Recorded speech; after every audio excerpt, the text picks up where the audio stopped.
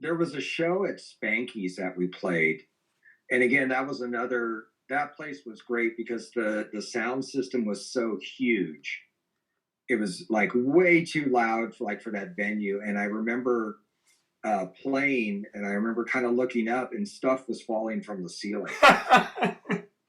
And I was just like, okay, yeah, we've done it. We've done what we came to do. Like the building is collapsing.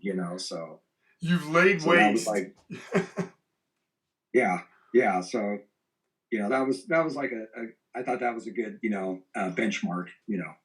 So, from there, at that point, um, I don't see a ton of you, um, and then I hear, oh, John's playing in a psychobilly band, which maybe you were, but now, like, what are you doing now? Like, can you kind of take us through like what happened after that? And like, I didn't mean to throw out like all the names of those other bands, but I would hear that you were doing stuff, and I was always intrigued. Like, oh, Rick, you like it was intriguing to me.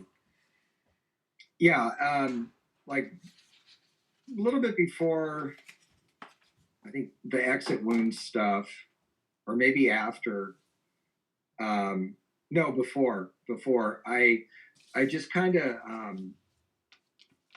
like hit a wall with the punk alternative that was around me.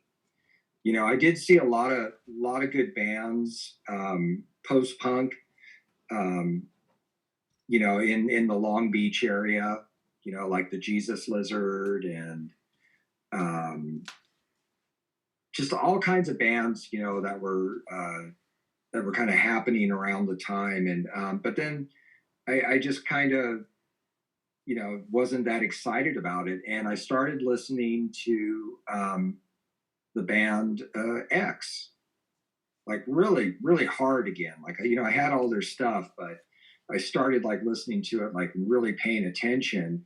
And then all of a sudden I kind of realized, like, okay, well, there's like this like kind of roots country, rock and roll rockabilly thing in there.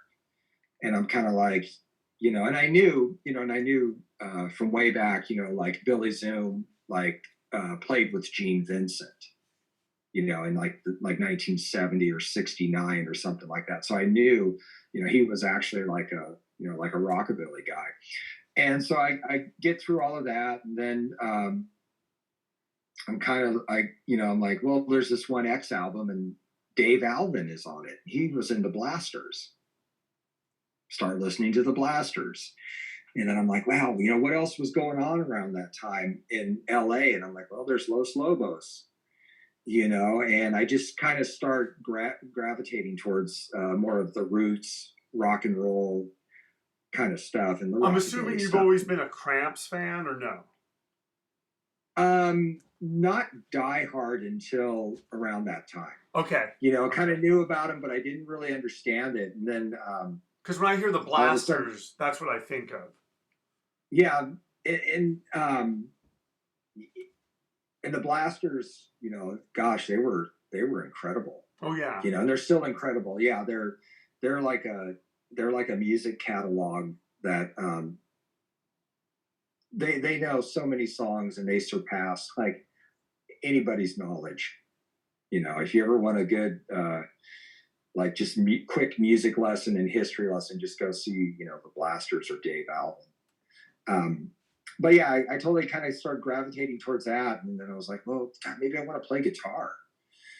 So I started playing guitar, and that just kind of reinforced that that kind of music and that kind of feel. And then I just started I started going to a club in Anaheim called the Doll Hut. And the Doll Hut had been there for a while, and I went there a couple times to see.